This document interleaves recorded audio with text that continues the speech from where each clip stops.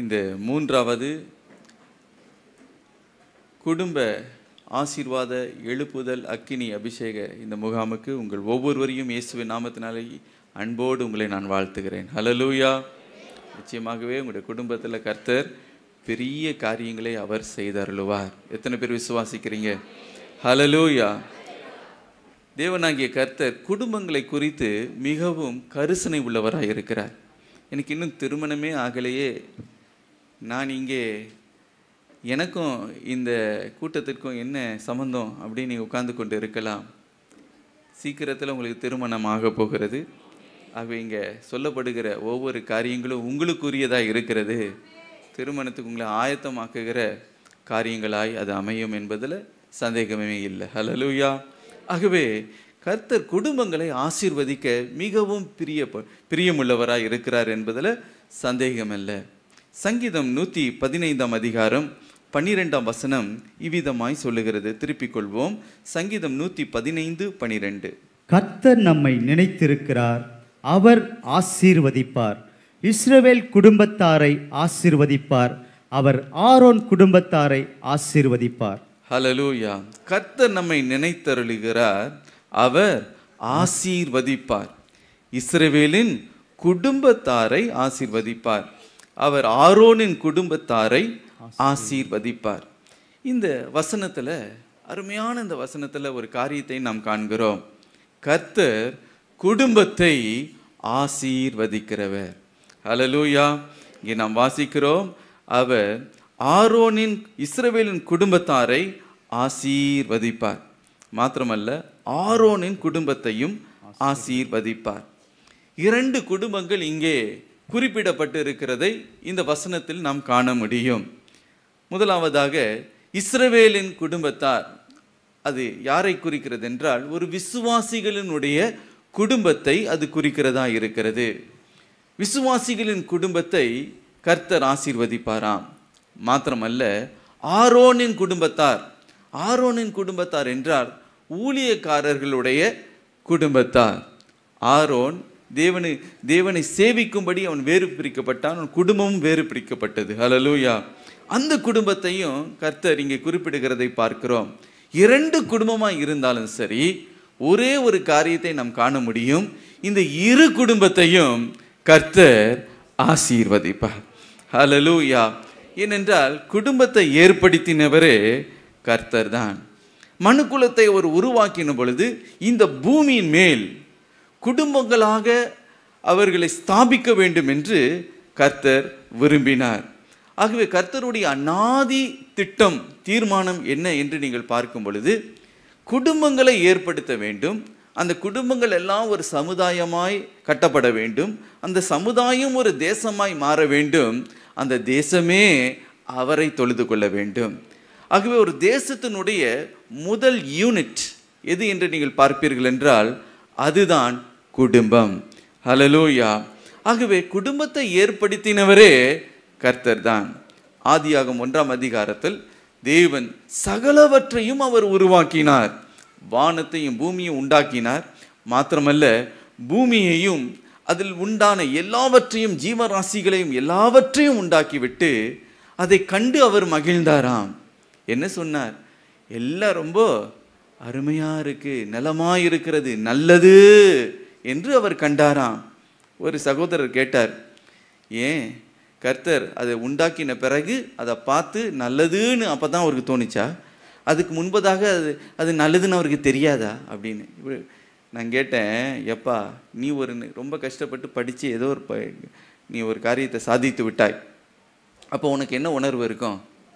உன்னையே நீ பாராட்ட மாட்டியா? பண்ணிட்டதா, சூப்பர், வெரி குட், நம்ம இந்த தடவை சாதிச்சிட்டோம் அப்படின்னு உங்களுக்குள்ளே நீங்கள் மகிழ மாட்டீர்களா? அதே போல தான் கர்த்தரும் எல்லாவற்றையும் உண்டாக்கி விட்டு தம்மையே அவர் பாராட்டி கொண்டார். ஹல்லேலூயா. நம்ம எதுக்கு உருவாக்கினார் என்றால் நாம் அவரை பாராட்ட வேண்டும், ஆராதிக்க வேண்டும் என்பதற்காக. ஹல்லேலூயா. ஆகவே அவர் எல்லாவற்றையும் உண்டாக்கி விட்டு நல்லது நல்லது நல்லதுன்னு சொன்னார். அதற்கு பிறகு மனுஷனை தம்முடைய சாயலின்படி, தம்முடைய ரூபத்தின்படி மனிதனை உண்டாக்கினார். உண்டாக்கி அவனுடைய கரத்தில் எல்லாவற்றையும் ஒப்புவித்தாராம். நீ எல்லாவற்றையும் நீ ஆண்டுகொள், ஆதிக்கத்தை செலுத்து, எல்லாவற்றையும் நீ கீழ்ப்படுத்தி ஆண்டுகொள் என்று அவனுடைய கரத்தில் கொடுத்தார். ஆனால் ஒரு காரியம் மாத்திரம், எல்லாம் உண்டாக்கி எல்லாருடைய கரத்தில் கொடுத்தாலும் ஒரே ஒரு குறை காணப்பட்டது, ஒரே ஒரு இன்கம்ப்ளீட்னஸ் இருந்தது. என்ன குறை, என்ன ஒரு முழுமையற்ற ஒரு காரியம் காணப்பட்டது. அது என்ன என்று நீங்கள் பார்க்கும்போது அதுதான் தனிமை. மனிதன் தனிமையாய் இருக்கிறதை ஆண்டவர் கண்டார். எல்லாவற்றையும் நல்லது நல்லதுன்னு பாராட்டினவர் இந்த தனிமையை பார்த்து, ஒரு மனுஷன் தனிமையாக இப்படி வேதனைப்படவே கூடாது, அதை அவர் அறிந்து கொண்டாராம். என்ன செய்தாராம்? அவனுக்கென்று ஒரு ஏற்ற துணையை, ஏவாளை உண்டு பண்ணினார். அவனோடு கூட இருக்கும்படி, அந்த தனிமையை போக்கும்படி அதை உருவாக்கி அவர்களை ஆணும் பெண்ணுமாய் சிருஷ்டித்து அவர்களை ஒன்றாய் மாற்றி முதல் குடும்பத்தையே உண்டாக்கினவர் தேவனாகிய கர்த்தர். ஹல்லேலூயா! முதல் குடும்பத்தை அவர் உண்டு பண்ணினார். நம்ம ரேமன்ஸ் அப்படின்னு ஒரு ஷூட்டிங் ஆடு நீங்கள் பார்ப்பீர்கள். அந்த ஷூட்டிங் ஆடில் ஒரு காரியம் அதில் போட்டு இருப்பார்கள். அந்த சூட்டை போட்ட உடனே அந்த மனிதன் அது வரைக்கும் அவனுடைய வாழ்க்கையில் முழுமையற்ற ஒரு நிலைமையில தான் இருந்தானாம். எப்பொழுது அவன் சூட்டை போட்டானோ த கம்ப்ளீட் மேன் அப்படின்னு போடுவாங்க ஆடு. அப்படின்னா எப்போ அந்த சூட்டை போட்டானோ அப்போ கம்ப்ளீட் மேனாக மாறிட்டானா. சூட்டை போடுறதுனால கம்ப்ளீட் மேன் ஆகிறதில்ல. ஒரு மனிதன் எப்பொழுது அவனுக்கு திருமணமாகி அவன் குடும்பமாய் மாறுகிறானோ அப்போதான் அவன் முழுமையான ஒரு மனிதன். அது வரைக்கும் அவன் அறகுறை தான். எனக்கு பிரியமானவர்களே, ஆகவே மனிதனை முழுமையாய் அவனுக்கு ஒரு ஏற்ற துணையை உண்டாக்கி அந்த குறையை அதை நிறைவாய் கர்த்தர் மாற்றினார் என்று நாம் பார்க்கிறோம். ஹல்லேலூயா! ஆகவே முதல் குடும்பத்தை கர்த்தர் தான் உண்டு பண்ணினார், பூமியிலே அது உண்டு பண்ணினார். பிரசங்கி 4:9 வாசிக்கிறோம், ஒன்றாய் இருப்பதை பார்க்கிலும் இருவராய் நடப்பது நலம். ஹல்லேலூயா! ஒன்றாய் இருப்பதை பார்க்கிலும் இருவராய் இருப்பது அது நலம் என்று வேதம் சொல்லுகிறது. ஆகவே இருவராய் அவர்களை உண்டு பண்ணினார். ஏதோ பூமியில மாத்திரம் ஒரு குடும்பத்தை உண்டு பண்ணிவிட்டார் என்று நாம் எண்ணிவிடக்கூடாது. நான் சொன்னது போல கர்த்தருக்கு குடும்பம்னா ரொம்ப பிடிக்கும். என்ன பிடிக்கும்? குடும்பம்னா அவருக்கு ரொம்ப பிடிக்கும். ஆகவே பூமியில மாத்திரம் ஒரு குடும்பம் அல்ல, பரலோகத்திலும் ஒரு குடும்பத்தை அவர் ஏற்படுத்தி வைத்திருக்கிறார்.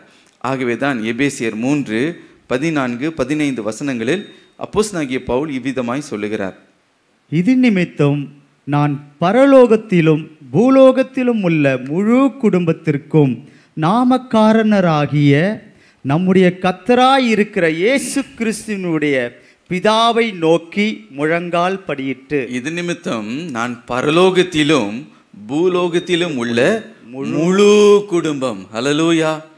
ஏதோ பூமியில நம்ம வாழ்கிறோம், இங்க நம்ம குடும்ப வாழ்க்கை அவசியம் உள்ள இருக்கு அப்படி நாம் நினைத்து கொண்டு இருக்கிறோம். இல்லைங்க, பூமியில மாத்திரமல்ல பரலோகத்திலும் ஒரு குடும்பத்தை அவர் ஏற்படுத்தி இருக்கிறார். அதுதான் என்னவாம்? முழு குடும்பம். ஹல்லேலூயா! அந்த முழு குடும்பத்திற்கும் ஞாமக்காரனர் யார் என்றால் அவர்தான் பிதாவாகிய தேவன் என்று நாம் பார்க்கிறோம்.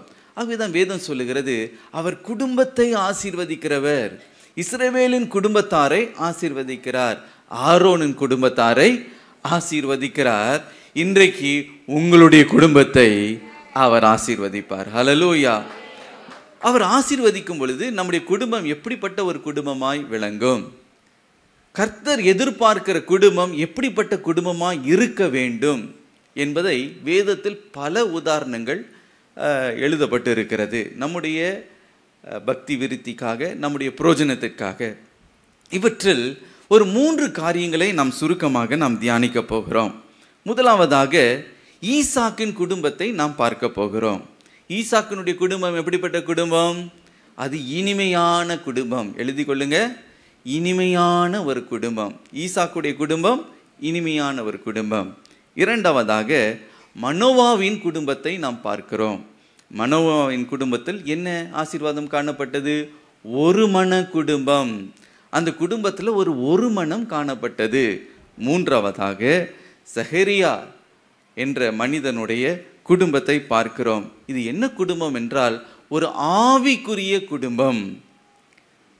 கணவனும் மனைவியும் பரிசுத்தாவினால் நிரப்பப்பட்டு ஆவின் வரங்களை பெற்ற ஒரு குடும்பம் ஒன்று உண்டானால் அது சகரியாவின் குடும்பமாய் அது விளங்குகிறது. ஆகவே இந்த 3 குடும்பங்களை குறித்து நாம் வேகமாய் நாம் தியானிக்க போகிறோம்.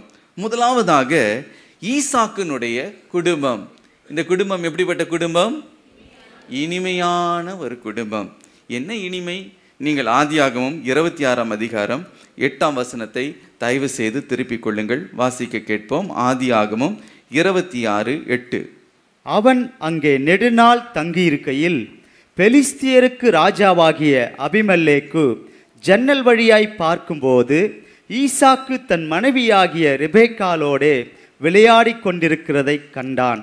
இங்கே நம்முடைய ஆவிக்குரிய தகப்பனாகிய முற்பிதாவாகிய ஈசாக்கை குறித்து நாம் பார்க்கிறோம். இந்த ஈசாக்கு தன் மனைவியோடு என்ன செய்து கொண்டிருந்தானாம்? அபிமெலேக்கு ஜன்னல் வழியாய் அவன் பார்த்த பொழுது, ஏன் அந்த வேலையெல்லாம் அவனுக்கு இருந்தோ எனக்கு தெரியாது, கேட்காதீங்க. ஜன்னல் வழியாய் அவன் பார்த்த பொழுது ஈசாக்கு தன் மனைவியாகிய ரெபெக்காளோடு விளையாடி கொண்டு இருந்தான். ஐயா, என்னங்க விளையாடி கொண்டு இருந்தாங்க? செஸ் விளையாடினாங்களா? பேட்மிண்டன் விளையாண்டாங்களா? என்ன விளையாடி கொண்டு இருந்தார்கள் என்று நீங்கள் கேட்கலாம்.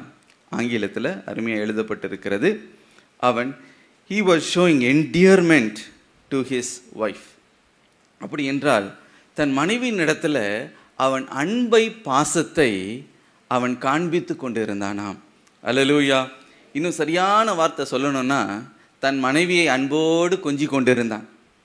என்னங்க ஐயா, இப்படியெல்லாம் வேதத்தில் எழுதப்பட்டிருக்கிறதா? ஆமாம், வேதத்தில் எல்லாம் நம்முடைய நன்மைக்காக தான், நம்முடைய புரோஜனத்திற்காக தான் எழுதப்பட்டிருக்கு. ஒரு வார்த்தை வீணாக எழுதப்படாது. அவன் என்ன செய்தானாம்? தன் மனைவியோடு கூட அவன் விளையாடி கொண்டிருந்தான். அன்பு, பாசத்தை அவன் காண்பித்து கொண்டு இருந்தான். ஒரு லவ் பேர்ட்ஸ் போல 2 பேரும் அவ்வளவு அன்பா ஐக்கியமா இருக்கிற ஒரு அருமையான இனிமையான ஒரு காட்சி. இதிலும் நாம் நினைக்கலாம், ஒருவேளை ஈசாக்குக்கு அப்போதான் நேற்று தான் திருமணம் ஆயிருக்கும் போல இருக்கு, இல்லைன்னா ஒரு வாரத்துக்கு முன்பதாக தான் திருமணம் ஆயிருக்கும், ஒருவேளை ஹனிமூனில் இருக்கிறாங்களோ என்னமோ தெரியல, அவ்வளோ பாசம், அன்பு அப்படியே மழையாக பொழியுது அப்படின்னு நம்ம நினைத்து கொண்டு இருப்போம். ஆனால் நீங்கள் கவனித்து பார்க்கும்போது அவங்களுக்கு திருமணமாகி 20 வருஷத்துக்கு மேலே ஆயிடுச்சு. 20 வருஷத்துக்கு பிறகும் அவ்வளவு ஒரு அன்பு, அது தனியாமல், குறையாமல், ஒளிந்து போகாமல் அதே வண்ணமாய் அந்த அன்பு நிலைத்திருக்கிறது என்றால் உண்மையிலேயே அது ஒரு இனிமையான குடும்பமாக தவிர வேறு எந்த குடும்பமாக இருக்கவே முடியாது. அல்லேலூயா. அது ஒரு இனிமையான ஒரு குடும்பம். இனிமையான குடும்பம்னா அதில் அன்பு இருக்க வேண்டும், அதில் பாசம் இருக்க வேண்டும்.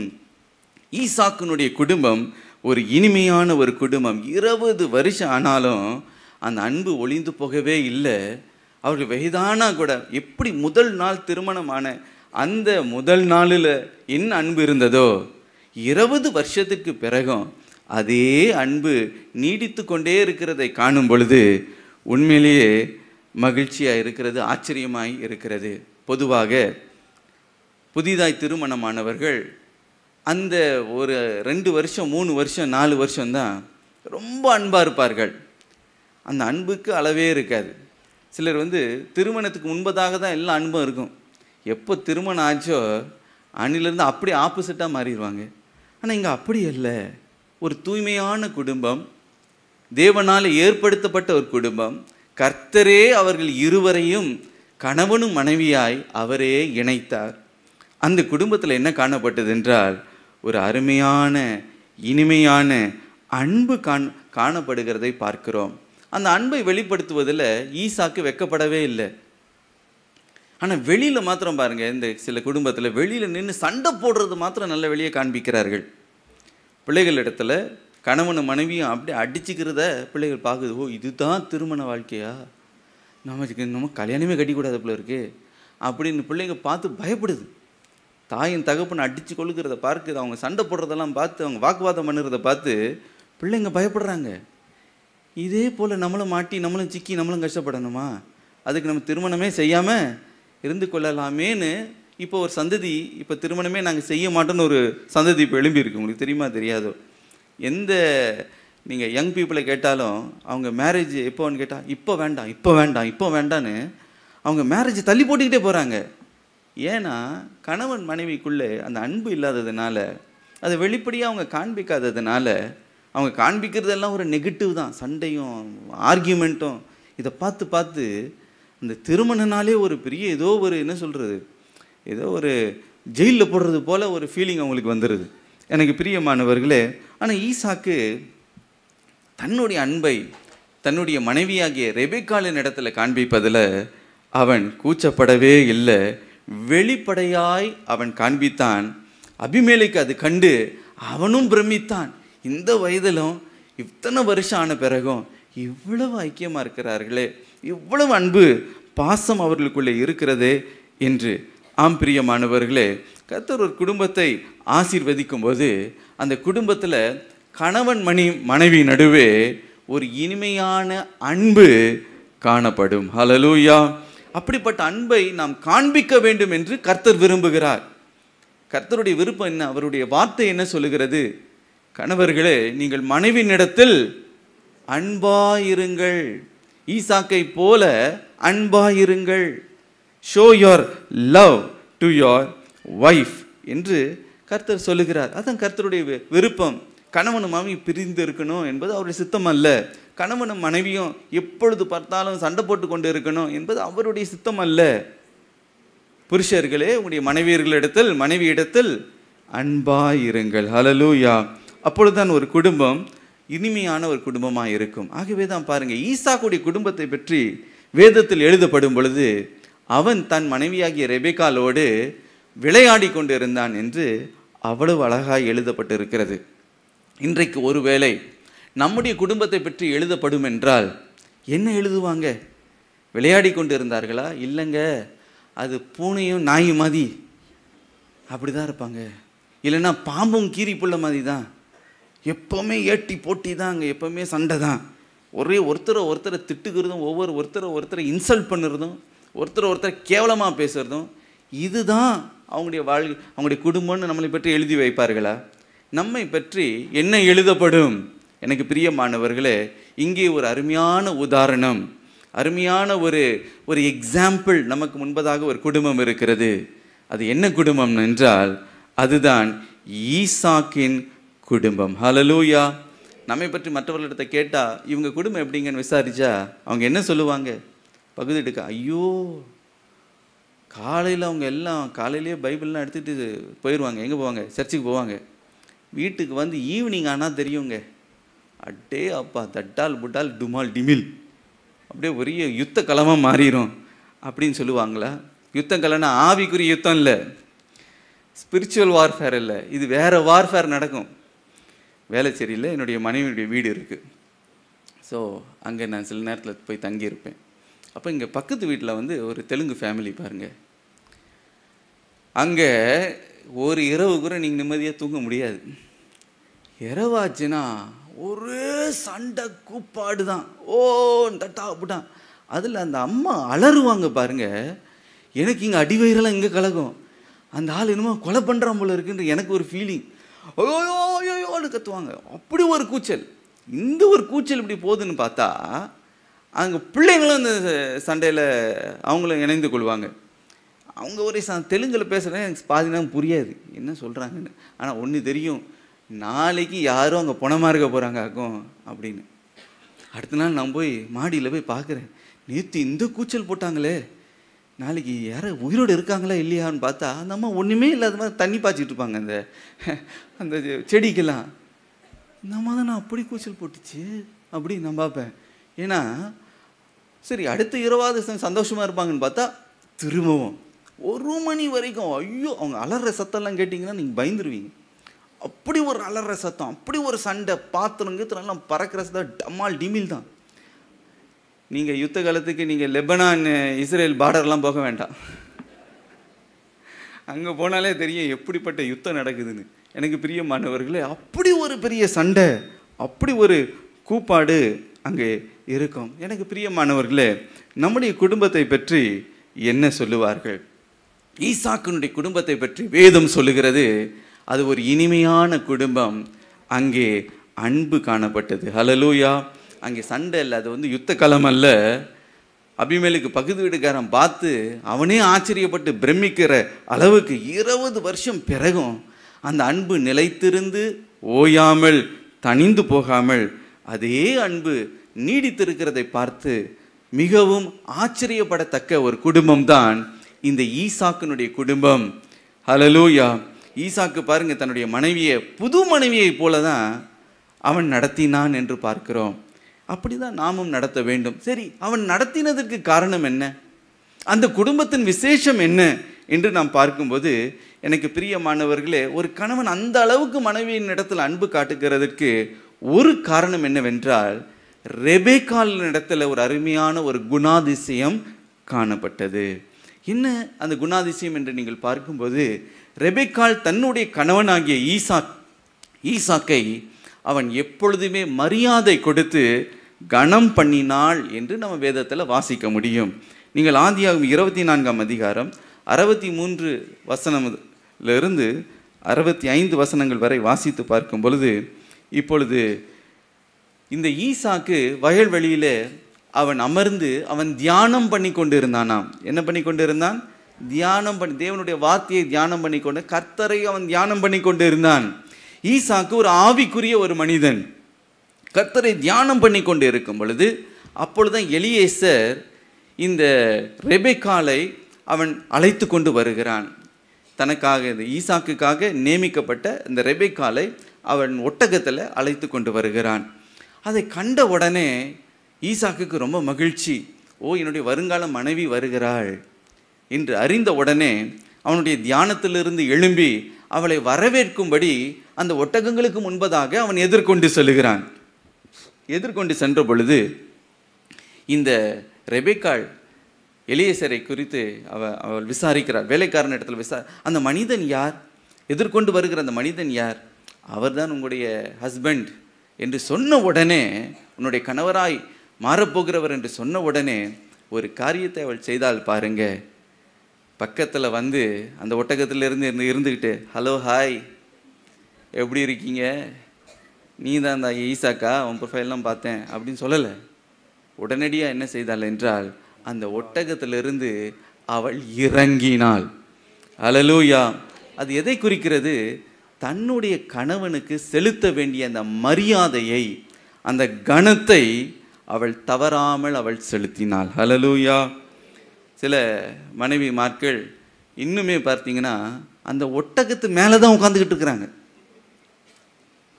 அந்த ஒட்டகத்தை விட்டு இறங்குறது அவளுக்கு முடிய மாட்டேங்குது. ஏன் கேட்டால், நான் அவரோட படித்தவள், அவரோட கொஞ்சம் அதிகமாக படிச்சுட்டேன். அதனால அங்கே இருந்துக்கிட்டு ஓராயமாக உட்காந்துக்கிட்டு அப்படின்னு அந்த ஒட்டகத்து மேலே தான் உட்காந்துக்கிட்டு இருப்பாங்க. இன்னும் சிலருக்கு அந்த ஒட்டகம் என்னென்னா அவங்களுடைய ஜாதியாக இருக்கும், அல்லது அந்த ஒட்டகம் எதுவாக இருக்கும் என்றால் அவங்களுடைய குடும்ப அந்த ஃபினான்ஷியல் ஸ்டேட்டஸ், பொருளாதாரத்தில் கணவனுடைய குடும்பத்தை விட கொஞ்சம் மேலோங்கி இருக்கலாம். அதனால நான் உனக்கு டௌரி காசு கொடுத்து வாங்கினவையா, நீ கீழே இரு, நான் மேலே தான் இருப்பேன், ஒட்டகத்து மேலே உட்காந்துக்கிட்டு தான் உன்னை நான் பார்ப்பேன், கீழே தான் பார்ப்பேன் அப்படின்னு சில பேர் அந்த மேலேயே இருக்கிறதுனால அந்த கணவனுக்கு பாருங்கள் அந்த மனைவியின் இடத்துல அன்பு செலுத்தணும்னு அந்த ஸ்வாப் அன்பு கூட வர மாட்டேங்கிறது. பார்க்கும்போதே நம்மளை அவமதிக்கிறவளை நம்ம எப்படி அன்பு செலுத்த முடியும்? கொஞ்சம் யோசித்து பாருங்கள். ஏன் கணவன் மனைவியின் இடத்துல அன்பு செலுத்தலைன்னா, நீங்கள் கணவனுக்கு கொடுக்க வேண்டிய அன்பை, அந்த மரியாதையை செலுத்தாததினால கணவனால அந்த அன்பை அவனால் கொடுக்க முடியலை. ஆகவே தான் வேதம் சொல்லுகிறது, புருஷர்களே, மனைவி குறித்து வேதம் சொல்லுகிறது, உங்களுடைய கணவர்களை நீங்கள் கனம் பண்ணுங்கள். ஹல்லேலூயா. அவர்களுக்கு நீங்கள் கீழ்ப்படியுங்கள் என்று போட்டு, ஆனால் ஆங்கிலத்தில் சப்மிசிவ் என்று போட்டு இருக்கிறது. அப்படி என்றால் அவர்களுக்கு பணிவாய் நடந்து கொள்ளுங்கள், அன்பாய் பணிவாய் நடந்து கொள்ளுங்கள். அப்பொழுது தான் பாருங்க ஒரு கணவனுக்கு மனைவியின் இடத்துல அன்பு செலுத்த முடியும். ஹல்லேலூயா. ஆகவே ஈசாக்கு தன்னுடைய மனைவியாகிய ரெபெக்காளின் இடத்துல 20 வருஷத்துக்கு மேலே திருமணமான பிறகும் அவ்வளவு அன்பு அவன் பாசத்தை காண்பிக்கிறான் என்றால் ரெபெக்காள் அந்த விதத்தில் நடந்து கொண்டாள். ஹல்லேலூயா. அவனுக்கு செலுத்த வேண்டிய அந்த கணத்தை செலுத்தும் பொழுது அந்த அன்பு தானாய் வரப்போகிறது. ஹல்லேலூயா. ஆனால் சில குடும்பத்தில் எங்கெங்க உங்கள் ஹஸ்பண்ட் அவர் கிடக்கிறார் இன்னும் சில மனைவியின் இடத்துல சில ஹஸ்பண்ட்டை கேட்டால் அவன் எங்கேயாவது கிடப்பா, ஏய் காஃபி போட்டு எடுத்துருவா அப்படி தான் கூப்பிடுவாங்க. ஏய் வா போ அப்படின்னு. அன்பு இல்லை. அது இனிமையான குடும்பமா? இந்த குடும்பத்தை பார்த்து உங்களுடைய பிள்ளைகள் அவங்களும் அப்படி தான் நடந்து கொள்ள போகிறார்கள்.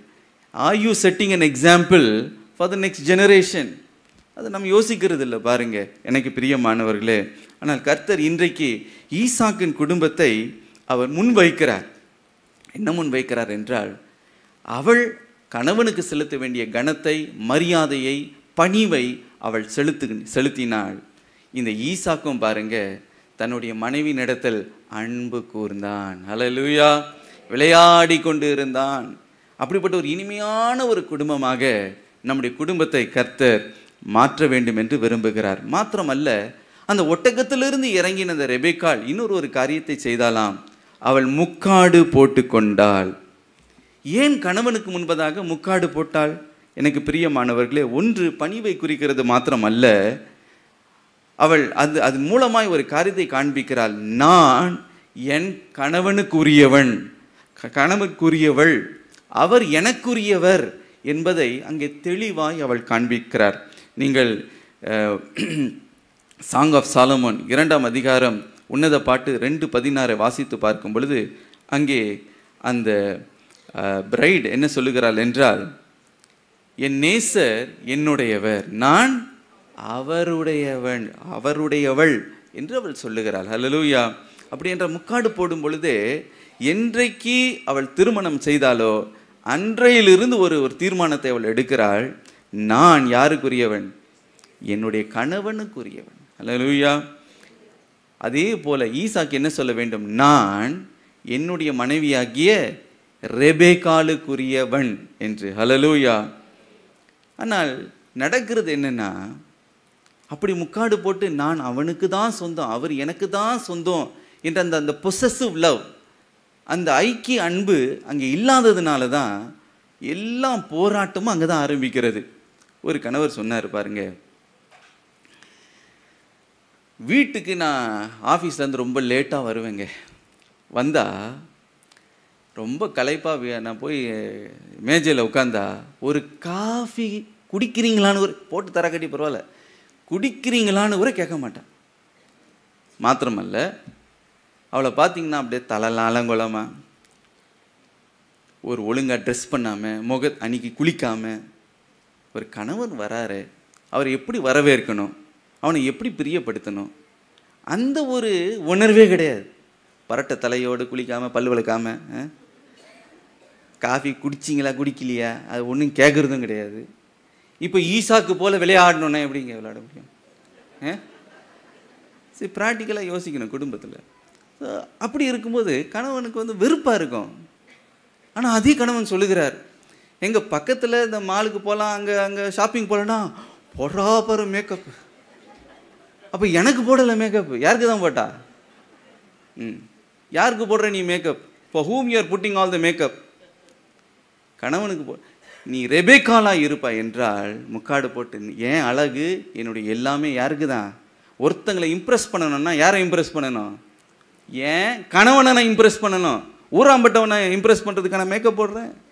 எனக்கு பிரியமானவர்களை, இஃப் யூ புட் மேக்கப், நீ மேக்கப் போடாதுன்னு சொல்லலை, போடுங்க, நல்லா பான்ஸ் பவுடர் எல்லாத்தையும் போட்டுக்கோங்க, கணவனுக்கு போடுங்க. அல்லேலூயா. அதே போல் கணவனும் மனைவிக்காக, இவள் என் சரீரமாச்சு, இவள் என்னுடைய அன்பாச்சு, அந்த பாசத்தை காண்பிக்கிற விதத்தில் உலகத்தில் இருக்கவங்களுக்கெல்லாம் அவர் ரொம்ப நல்லவருங்க, ஆனால் எங்கள் வீட்டில் மாத்திரம் அன்பே காண்பிக்க மாட்டார். அப்படிப்பட்ட ஒரு கணவனாக இருக்கக்கூடாது. ஹல்லேலூயா. என் நேசர் என்னுடையவர், நான் அவளுடையவன். அதே போல் கணவனும் சொல்லணும், என்ன சொல்லணும்? அவள் என்னுடையவள், நான் அவளுடையவன் என்று சொல்லத்தக்கதாக. அப்படிப்பட்ட ஒரு அன்பு இருக்குமே. ஆனால் இது எப்படிப்பட்ட குடும்பமாய் மாறும் என்றால், இது இனிமையான ஈசாக்கின் குடும்பத்தை போல மாறும். ஹல்லேலூயா.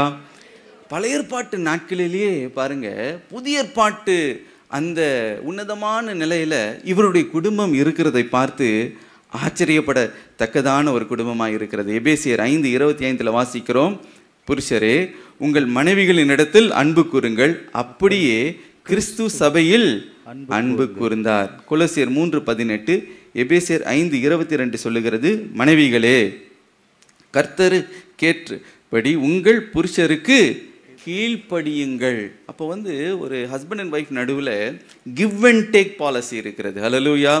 சிலது கொடுத்தாதான் சிலது கிடைக்கும், சிலது கிடைக்கணும்னா சிலது கொடுத்து தான் ஆகணும்.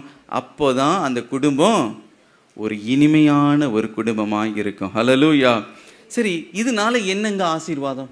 இதனால என்ன ஆசீர்வாதம்? இந்த ரெபேக்கா இந்த ஈசாக்கின் குடும்பத்தில் என்ன பெரிய ஆசீர்வாதம் அப்படின்னு நீங்கள் கேட்பீர்கள் என்றால், இந்த இருவருக்குள்ள அவ்வளவு அன்பு இருந்தது. அது நிமித்தம் இந்த கணவனும் மனைவியும் ஒருவருக்கு ஒருவர் ஊழியம் செய்து கொண்டார்கள். ஹல்லேலூயா. கணவன் மனைவிக்கு ஊழியம் செய்தான். இந்த மனைவி நிமித்தம் கணவன் அவனுக்கு ஒரு ஆறுதல் உண்டாயிற்று என்று வேதத்தில் நாம் வாசிக்கிறோம். நீங்கள் வேதத்தை வாசித்து பாருங்க. ரெபேக்கா ஆதியாகமம் 24:67.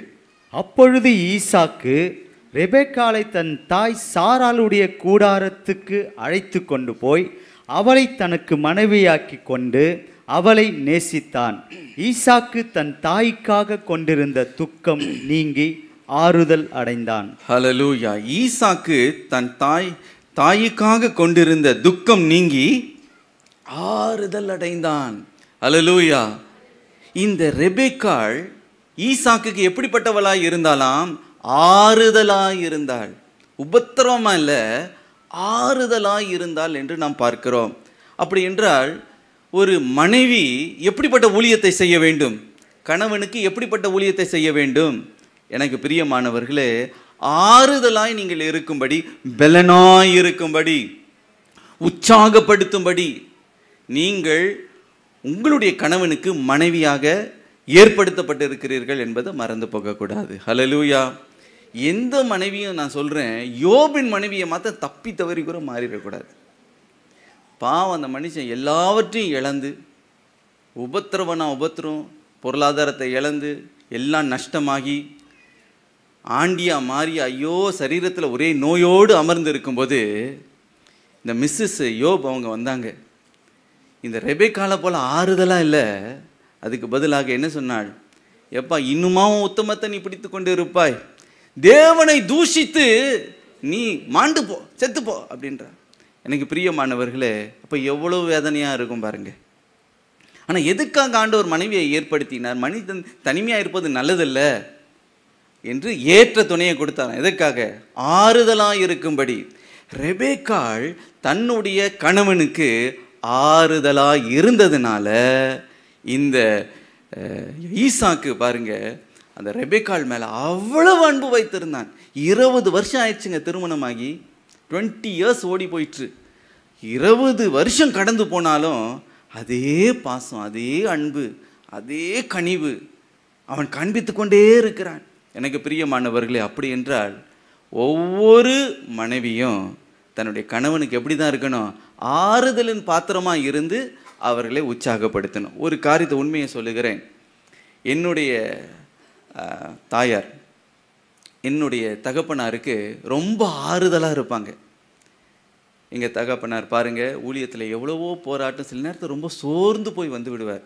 அப்படியே அமர்ந்துப்பா, என்ன பண்ண போகிறோன்னு தெரியல, எவ்வளோ பெரிய தேவை இருக்குது, எவ்வளோ பெரிய கஷ்டம் இருக்குது, எவ்வளோ பெரிய நெருக்கம், எவ்வளோ பெரிய போராட்டம் இருக்கு அப்படின்னு வேதனையோடு இருக்கும்போது பல முறை நானே என் கண்கூட பார்த்துருக்கிறேன். கவலைப்படாதீங்க.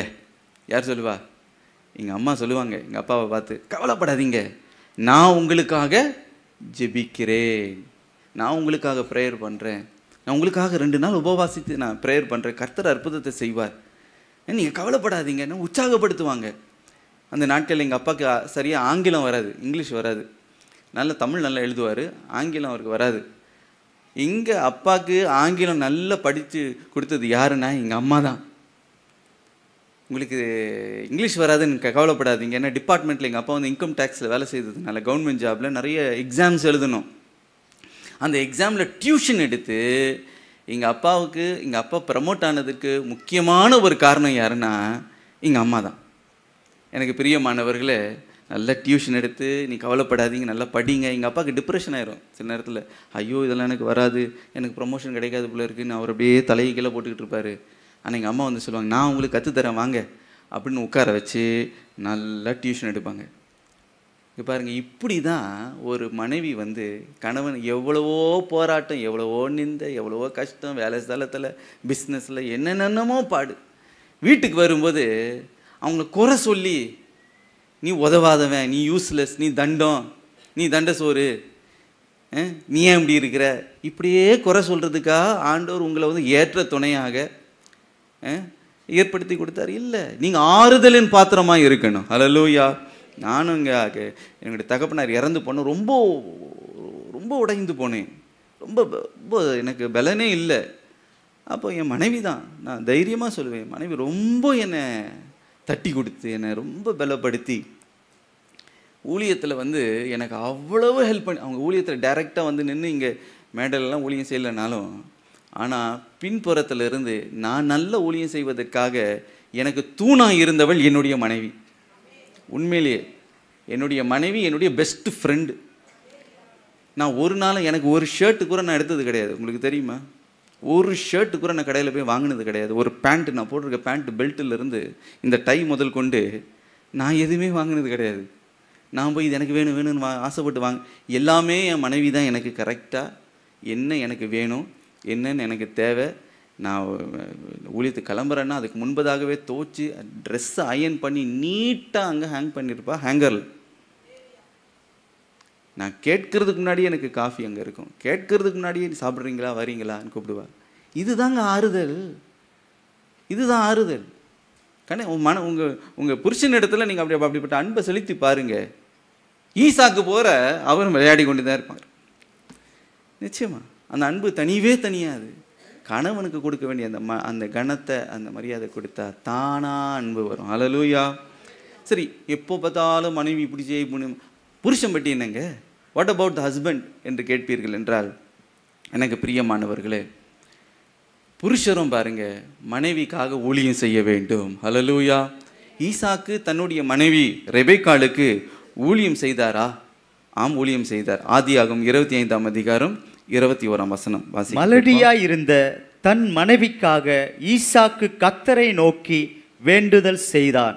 கர்த்தர் அவன் வேண்டுதலை கேட்டருளினார். அவன் மனைவி ரெபெக்காள் கர்ப்பம் தரித்தாள். ஹல்லேலூயா. இந்த தேவ மனிதனாகிய இந்த ஈசாக்கு எவ்வளோ ஒரு அருமையான ஒரு மனிதன்.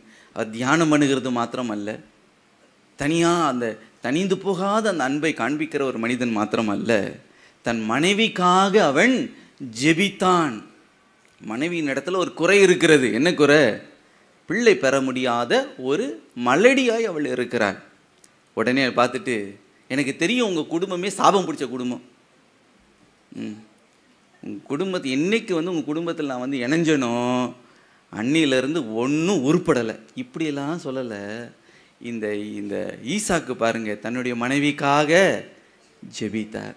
இன்றைக்கு எத்தனை கணவன்மார் தங்களுடைய மனைவிக்காக ஜெபித்தார்கள்? Are you praying for your wife? எனக்கு பிரியமானவர்களே, தன்னுடைய மனைவிக்காக ஜெபிக்கிறான், ஊழியம் செய்கிறான். அது என்ன ஊழியம்? ஒருவருக்கு ஒருவர் ஊழியம் செய்யணும். அப்பொழுதுதான் அந்த குடும்பம் எப்படிப்பட்ட குடும்பமாய் மாறும்? இனிமையான குடும்பமாய் மாறும். நீங்கள் ஜெபித்து பாருங்க. ஏன்னா நீங்கள் குடும்ப தலைவர். கிறிஸ்துவே குடும்பத்திற்கு தலைவராக இருக்கிறார். குடும்பத்திற்கு யாருங்க தலைவர்? ஆண்கள் தான். ஆண்கள் தான் குடும்பத்திற்கு தலைவர். கணவன் தான் இந்த தன்னுடைய குடும்பத்திற்கு அவன் தலைவனாக இருக்கிறான். ஆகவே அந்த தலைவன் தன்னுடைய குடும்பத்திற்காக ஜெபிக்கும் பொழுது கர்த்தர் கேட்காமல் இருப்பாரா? செவி கூடாமல் இருப்பாரா? நிச்சயமாய் செவி கொடுத்து பதில் கொடுக்கிற ஒரு தேவனாக இருக்கிறார். ஹல்லேலூயா. இன்றைக்கு உங்கள் குடும்பத்திற்காக ஜெபிங்க, உங்கள் பிள்ளைகளுக்காக ஜெபிங்கள், உங்களுடைய மனைவிக்காக ஜெபிங்க. இன்னும் குறை இருந்தாலும் பரவாயில்ல, ஆண்டவரே என் மனைவிக்காக ஜெபிக்கிறேன், அவளுக்கு ரொம்ப எரிச்சல், ஆண்டவரே இந்த எரிச்சலை மாற்றுங்கப்பா, நல்ல குணத்தை தாங்க ஆண்டவரே, ஜெபிங்க. அவளை திட்டி போட்டு உன்னை கட்டுறதுக்கு நான் போய் கல் எதையாவது கட்டியிருப்பேன், அதெல்லாம் சொல்கிறத விட்டுட்டு அவளுக்காக ஜெபிக்கும் பொழுது கர்த்தர் அந்த ஜெபத்தை அவர் கேட்டருளுவார். ஹல்லேலூயா. அந்த நாட்களில் குடும்பத்திற்கு யார் முதல் ஆசாரியன் என்று உங்களுக்கு தெரியுமா? கணவன் தான் குடும்பத்திற்கு ஆசாரியன். உங்கள் குடும்பத்துக்கு நீங்கள் தான் பாஸ்டர். எப்படி அப்படின்னு கேட்டிங்கன்னா பாருங்கள், கர்த்தர் வந்து இந்த லேவி கோத்திரத்தை தெரிந்து கொண்டு அவர்களை ஊழியத்துக்கென்று பிரிப்பதற்கு முன்பதாக குடும்பத்திற்கு யார் பலி செலுத்தினார்? நீங்கள் எகிப்து தேசத்தில் பார்ப்பீர்கள் என்றால் அந்த தகப்பன் தான் தன்னுடைய குடும்பத்திற்கு வேண்டிய அந்த பலியை செலுத்தி அந்த இரத்தத்தை எடுத்து நிலைக்கால்களில் பூசினது யார்? ஆசாரியனா? அல்ல. யார் பூசினது? கணவன் தான் பூசினான். எனக்கு பிரியமானவர்களே, ஆகவே உங்களுடைய குடும்பத்திற்கு நீங்கள் தான் ஆசாரியன், நீங்கள் தான் பாஸ்டர். ஆகவே உங்களுடைய பிள்ளையாக இருக்கட்டும், உங்களுடைய மனைவியாக இருக்கட்டும், நீங்கள் தான் என்ன பண்ணணும்? அவர்களுக்காக ஜெபிக்கணும். அப்படி ஜெபிப்பீர்கள் என்றால் நான் சொல்லுகிறேன், உங்களுடைய குடும்பம் ஈசாக்கின் குடும்பத்தை போலவே மாறும். ஹல்லேலூயா! ஒரு இனிமையான குடும்பமாக கர்த்தர் மாற்றுவார். ஒரு பெரிய மகிழ்ச்சி அந்த குடும்பத்தில் உண்டாயிருக்கும். இரண்டாவதாக மனோவாவின் குடும்பத்தை நாம் பார்க்க போகிறோம். இந்த மனோவா குடும்பத்தில் என்ன ஆசீர்வாதம் என்று பார்ப்பீர்கள் என்றால், அந்த குடும்பத்தில் ஒரு மனம் காணப்பட்டிருந்தது. நீங்கள் ஆதியாகமம் 13ஆம் அதிகாரம் 2-3 வசனங்களை வாசியுங்கள். நியாயாதிபதிகள் 13ஆம் அதிகாரம் 2-3 வசனங்கள். அப்பொழுது தான் வம்சத்தானாகிய சோரா ஓரானாகிய ஒரு மனுஷன் இருந்தான். அவன் பேர் மனோவா. அவன் மனைவி பிள்ளை பெறாத மலடியாய் இருந்தாள். கர்த்தருடைய தூதனானவர் அந்த ஸ்திரிக்கு தரிசனமாகி அவளை நோக்கி, இதோ பிள்ளை பெறாத மலடியான நீ கர்ப்பம் தரித்து ஒரு குமாரனை பெறுவாய். ஹல்லேலூயா! இங்கே ஒரு அருமையான ஒரு குடும்பத்தை நாம் பார்க்கிறோம். இது மனோவாவின் குடும்பம். இந்த மனோவாவின் குடும்பத்திற்கு கர்த்தர் ஒரு பெரிய ஆசீர்வாதத்தை கொடுத்தார். சிம்சோன் என்ற ஒரு பராக்கிரமசாலி அந்த குடும்பத்தில் தான் அவன் தோன்றினான் என்று நாம் பார்க்கிறோம். சரி, இந்த குடும்பத்தினுடைய முக்கியத்துவம், what is the significance of this family என்று நீங்கள் பார்க்கும் பொழுது, அதுதான் அந்த குடும்பத்தில் காணப்பட்ட ஒரு மனம். அந்த ஒரு மனம் எப்படிப்பட்ட ஒரு மனம் என்றால், 2 காரியத்தில் அவர்கள் ஒருமனப்பட்டிருந்தார்கள். முதலாவதாக கணவன் மனைவி இடையே ஒளிவு மறைவு இல்லாத ஒரு மனம் அங்கே காணப்பட்டது. இரண்டாவதாக எப்படிப்பட்ட ஒரு மனம் என்றால், அவர்கள் கர்த்தரை ஒரு மனதோடு அவர்கள் சேவித்தார்கள். இந்த 2 ஒரு மனமும் இந்த குடும்பத்தில் காணப்படுகிறதை நாம் பார்க்க முடியும். முதலாவதாக அந்த குடும்பத்தில் நான் சொன்னது போல எல்லாவற்றையும் பகிர்ந்து கொள்ளுகிற, ஒளிவு மறைவு இல்லாத ஷேரிங், ஒன்னஸ் அந்த குடும்பத்தில் காணப்பட்டதை நாம் பார்க்க முடியும். ஆதியாகமம் 13ஆம் அதிகாரம் 6ஆம் வசனத்தை திருப்பிக் கொள்ளுங்கள். நியாயாதிபதிகள் 13:6. அப்பொழுது அந்த ஸ்திரீ தன் புருஷனிடத்தில் வந்து, தேவனுடைய மனுஷன் ஒருவர் என்னிடத்தில் வந்தார், அவருடைய சாயல் தேவனுடைய தூதரின் சாயலைப் போல மகா பயங்கரமாயிருந்தது. எங்கே இருந்து வந்தீர் என்று நான் அவரிடத்தில் கேட்கவில்லை. அவர் தம்முடைய நாமத்தை எனக்கு சொல்லவும் இல்லை. இங்கே பாருங்கள், மனோவாவின் மனைவி மனோவாவாகிய தன்னுடைய புருஷனிடத்தில் நடந்த சம்பவித்த எல்லா காரியத்தையும் அவள் மறைக்காமல் எல்லாவற்றையும் அவள் சொன்னாள் என்று நாம் பார்க்கிறோம். ஒரு நாள் இந்த மனோவாவின் மனைவிக்கு தேவ தூதனானவன் தோன்றினான். உனக்கு ஒரு பிள்ளை பிறக்கப் போகிறது, அவன் பலத்த பராக்கிரமசாலியாய் அவன் இருப்பான். அதற்காக நீ என்னென்ன காரியங்களை நீ செய்ய வேண்டும், உன்னையே நீ தூய்மையாய் காத்து கொள்ள வேண்டும். அந்த பிள்ளை ஒரு பரிசுத்த பிள்ளையாய் இருக்க போகிறது. அந்த பிள்ளை இஸ்ரவேல் ஜனங்களை மீட்டெடுக்கிற ஒரு ஊழியத்தை அந்த பிள்ளை செய்யும்.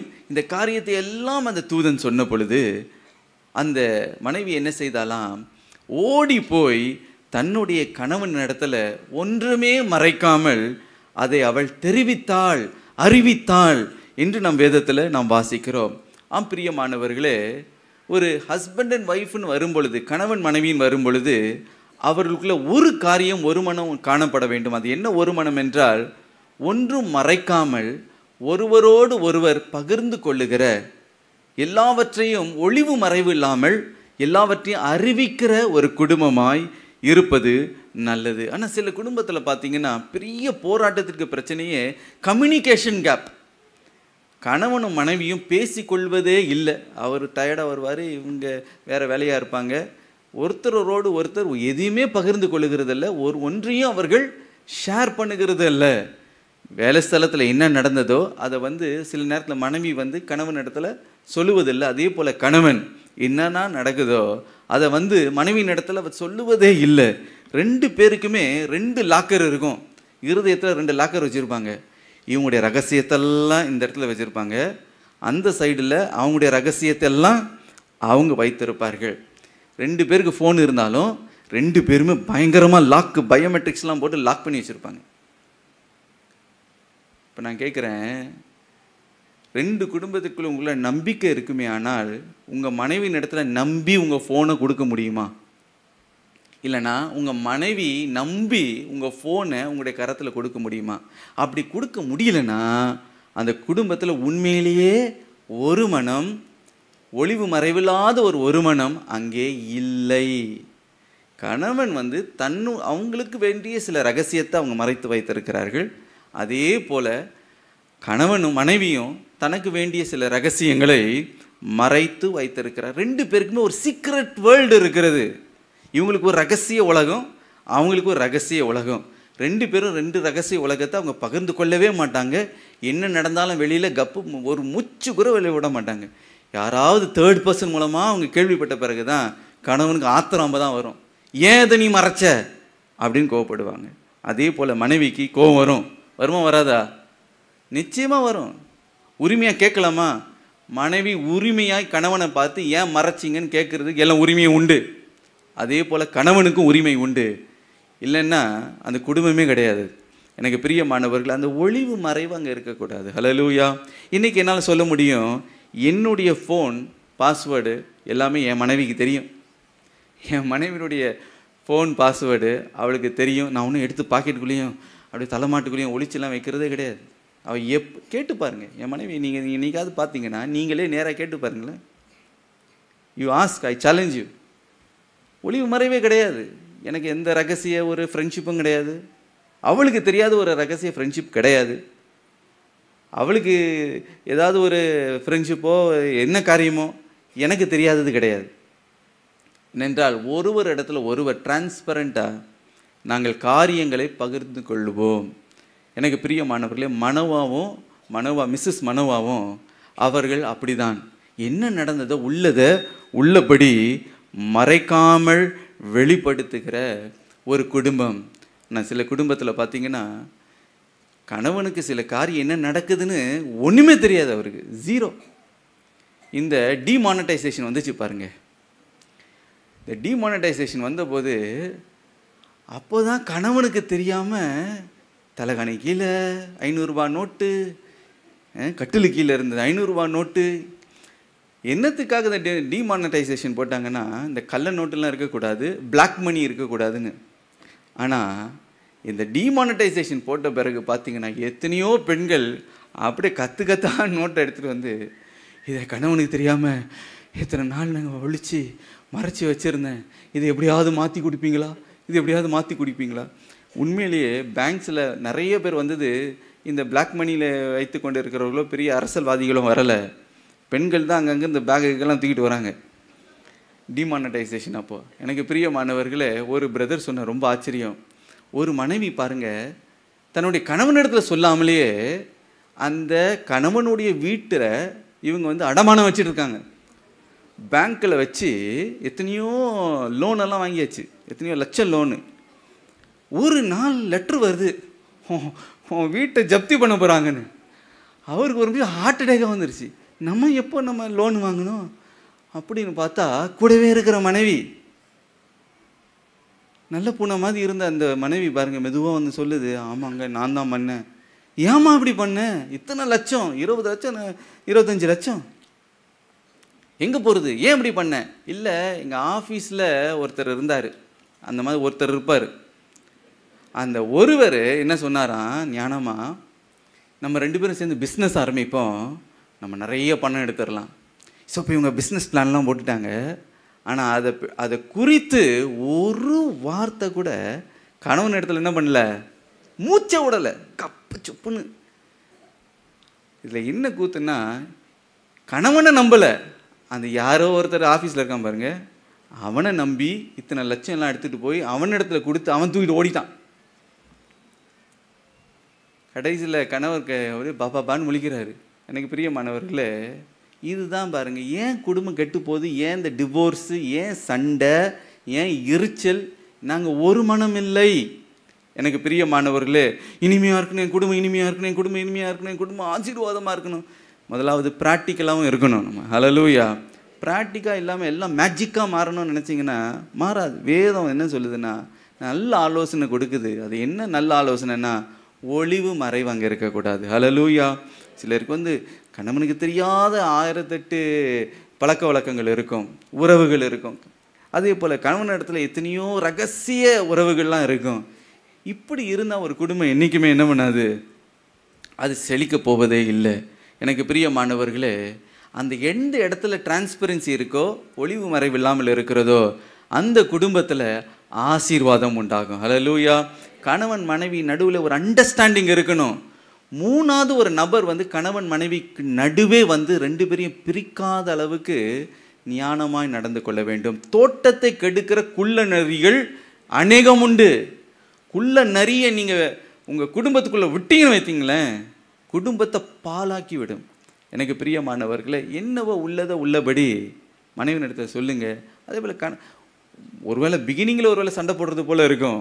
ஆனால் என்ன ஆகும்னா ஒரு ட்ரஸ்ட்டு, ஒரு நம்பிக்கை என்ற அந்த ஒரு ஃபவுண்டேஷன் உண்டாகும் பொழுது, அஸ்திபாரம் உண்டாகும் பொழுது உண்மையிலேயே அந்த குடும்பம் ஒரு ஆசீர்வாதமான ஒரு குடும்பமாக இருக்கும். ஒரு கணவர் சொன்னார், என் மனைவி எப்பவுமே என்ன சந்தேகப்படுறா, ஒரே சந்தேகத்தின் ஆவி அவருக்குள்ளே இருக்கிறது.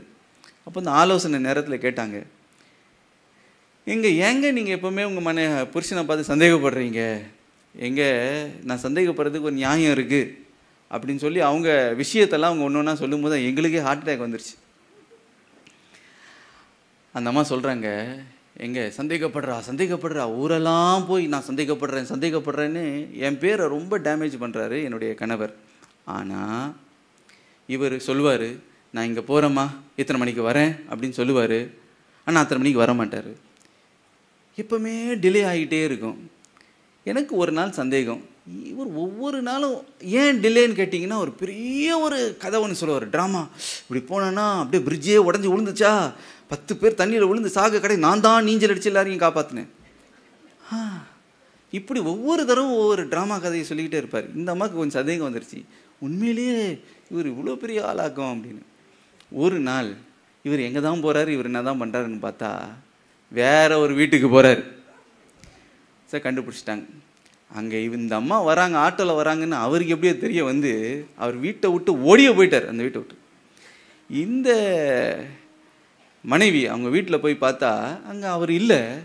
ஆனால் அந்த வீட்டில் இருக்கிற வேற ஒரு பெண் அந்த இடத்துல இருக்காங்க. கப்பட்டை திறந்து பார்த்தா இவருடைய கணவருடைய துணியெல்லாம் அங்கே உள்ளே இருக்கு. பார்த்துக்கோங்க, இது இவ்வளோத்தையும் இவ்வளோ பயங்கரமான கில்லடி வேலைலாம் பண்ணிட்டு அவர் சொல்கிறாரு, என் மனைவி என்னை சந்தேகப்படுறா, சந்தேகத்தின் ஆவி பிரதர். இது யார் இதில் தப்பு? எனக்கு பிரியமானவர்களே, அந்த இடத்துல ஒரு குடும்பத்தில் ஒளிவு மறைவு இருக்கக்கூடாது. ஹல்லேலூயா. மனோவாவுடைய மனைவி பாருங்க, என்ன நடந்ததோ எல்லாவற்றையும் ஓடி தன்னுடைய கணவன் இடத்துல மறைவே இல்லாமல் எல்லாவற்றையும் அவள் சொல்லுகிறதை பார்க்கிறோம். அதனால என்ன ஆசீர்வாதம் நீங்கள் பார்ப்பீர்கள் என்றால், இந்த கணவன் மனைவி பின்பதாகவே ஓடுகிறவனாய் இருந்தான். அந்த மனைவியும் கணவன் இடத்துல எப்பொழுதுமே ஓடுகிறவளாய் இருந்தாள். அது என்ன ஓடுறது அப்படின்னு கேட்டிங்கன்னா, எனக்கு பிரியமானவர்கள், என்ன நடந்தாலும் ஓடி கணவன் இடத்துல சொல்லிவிடுவாள். மறைவே கிடையாது. அங்கே நீங்கள் 11ஆம் வசனத்தை வாசித்து பாருங்கள். நியாயாதிபதி 13:11. அப்பொழுது மனோவா எழுந்திருந்து தன் மனைவியின் பின்னாலே போய் அவரிடத்தில் இந்த ஸ்திரீயோடே பேசினவர் நீர்தானா என்று அவரிடத்தில் கேட்டான். அவர் நான் தான் என்றார். இப்போ மனோவாவுடைய மனைவி எல்லாவற்றையும் அவள் மறைக்காமல் ஒப்புவித்த உடனே இப்போ இவள் கேட்கிறான், எங்கே அந்த தேவனுடைய தூதன் என்று. உடனே அவள் சொல்லுகிறாள், இந்த இடத்துல நான் அவளை தரிசித்தேன். உடனடியாக இந்த கணவன் பாருங்க, மனைவியின் பின்பதாக அவன் போனான். மனைவிக்கு பின்பதாக ஓடுகிறதை நாம் பார்க்கிறோம். அப்படி என்றால் அவ்வளோ ஒரு நம்பிக்கை. எனக்கு பிரியமானவர்களே, அதே போல் அங்கே போய் கேட்கிறான், நீர்தான் என்னுடைய மனைவியோடு பேசினீரா? ஆமாம், நான் தான் பேசினேன். நீர் தான் தரிசனமா? நீர் தேவதூதனா? ஆமாம், நான் தான் தேவனுடைய தூதன் என்று. எனக்கு பிரியமானவர்களே, அப்படின்றால் ஒருவரோடு ஒருவர் என்ன நடந்தாலும் கணவன் எப்பொழுதுமே மனைவியின் பின்பதாக ஓடணும். அதே போல் மனைவி யார் பின்பதாக ஓடணும்? கணவன் இடத்துல ஓடணும். அப்படி இருந்தால் தான் ஒருமித்து அவர்களால் நடக்க முடியும். ஆனால் சில நேரத்தில் கணவன் வந்தால் மனைவி போய் வேறு பக்கம் போயிடுவாங்க. நீ இந்த பக்கம் வந்தீங்கன்னா நான் அந்த பக்கம் போகிறேன், நீ இந்த பக்கம் வந்தீங்கன்னா நான் அடுத்த பக்கம் போகிறேன், இப்படின்னு ஒருவரோடு ஒருவர் பின்பதாக ஒருவர் செல்வதில்லை. ஏன் ஆலயத்துக்கு வரும்போது கூட பாருங்க, கணவன் எப்பவுமே 10 அடி முன்பதாக தான் நடப்பார். பின்னால் அவங்க மனைவி மெதுவாக வருவாங்க, தொடக்குன்னு. என்னன்னு கேட்டிங்கன்னா அதில் கூட அவங்க என்ன பண்ண மாட்டாங்க, ஒரு மனமாக நடக்க மாட்டாங்க. இதெல்லாம் ஒரு சின்ன காரியம், சின்ன காரியம்தான். அதில் ஒரு மனம் இல்லை பாருங்க. ஆகவே எனக்கு பிரியமானவர்களே, அந்த இடத்துல ஒரு உண்மை காணப்பட வேண்டும். நீதிமொழிகள் 28:20 வாசிக்கிறது போல, உண்மை உள்ள மனுஷன் பரிபூர்ண ஆசீர்வாதத்தை பெறுவான். இரண்டாவதாக என்ன ஒரு மனம் இந்த மனோவாவின் குடும்பத்தில் காணப்பட்டது என்று நீங்கள் பார்ப்பீர்கள் என்றால், அவர்கள் இணைந்து கர்த்தரை அவர்கள் சேவித்தார்கள். நீங்கள் நியாயாதிபதிகள் 13ஆம் அதிகாரம் 15ஆம் வசனம். அப்பொழுது மனோவா கர்த்தருடைய தூதனை நோக்கி, நாங்கள் ஒரு வெள்ளாட்டு குட்டியை உமக்காக சமைத்து கொண்டு வரும் மட்டும் தரித்திரும் என்றான். கர்த்தருடைய தூதனானவர் மனோவாவை நோக்கி, நீர் என்னை இருக்க சொன்னாலும் நான் உன் உணவை புசியேன். போதும் 19ஆம் வசனத்தை வாசிங்க. மனோவா போய் வெள்ளாட்டு குட்டியையும் போஜன பலியையும் கொண்டு வந்து அதை கண்மணியின் மேல் கர்த்தருக்கு செலுத்தினான். 20வது வசனம். அக்கினி ஜுவாலை பலிபீடத்திலிருந்து வானத்திற்கு நேராக எழும் வகையில் கர்த்தருடைய தூதனானவர் பலிபீடத்தின் ஜுவாலையிலே ஏறி போனார். அதை மனோவாவும் அவன் மனைவியும் கண்டு தரையிலே முகங்குபுற விழுந்தார்கள். ஹல்லேலூயா. இங்கே ஒரு காரியத்தை பார்க்கிறோம். 2 பேருமே எதை செய்தாலும் கர்த்தரை சேவிக்கும் பொழுது ஒரு மனதோடு அவர்கள் சேவித்ததை நாம் பார்க்கிறோம். 15ஆம் வசனத்தில் நாம் வாசிக்கிறோம், மனோவா கர்த்தருடைய தூதனை நோக்கி, நாங்கள் ஒரு வெள்ளாட்டு குட்டியை உமக்கு சமைத்து கொண்டு வரட்டும் என்று அவர்கள் சொன்னார்கள். அப்படி என்றால் நாங்கள், நாம் போய் சமைத்து கொண்டு வருகிறேன் என்று சொல்லவில்லை, நாங்கள் சமைத்து கொண்டு வருகிறோம். அதுலேயும் ஒரு மனதை நாம் பார்க்கிறோம். எனக்கு பிரியமானவர்களே, அந்த ஒரு மனம் காணப்பட்டது. அப்படி ஒரு மனதோடு கர்த்தரை சேவிக்கும் பொழுது அங்கே என்ன நிகழ்கிறது என்றால் அற்புதம் நிகழ்கிறது. ஹல்லேலூயா. 19ஆம் வசனத்தை வாசித்து பாருங்க. மனோவாவும் அவன் மனைவியும் பார்த்து கொண்டு இருக்கையில் அதிசயம் விளங்கினது. ஹல்லேலூயா. என்ன அதிசயம் விளங்கினது? 2 பேருமே பலிபீடத்தில் பலியை அவர்கள் செலுத்தினார்கள். பலியை செலுத்தின பொழுது அந்த அக்கினி ஜுவாலை எழும்பிற்று என்று நாம் பார்க்கிறோம். அந்த அக்கினி ஜுவாலை எழும்பும் பொழுது மனோவாவும் அவனுடைய மனைவியும் 2 பேருமே அந்த அக்கினி ஜுவாலையை அவர்கள் பார்க்கிறார்கள். தேவனுடைய பிரசன்னத்தை அவர்கள் பார்க்கும் பொழுது ஒரு அற்புதமான காரியம் நிகழ்கிறதை பார்க்கிறோம்.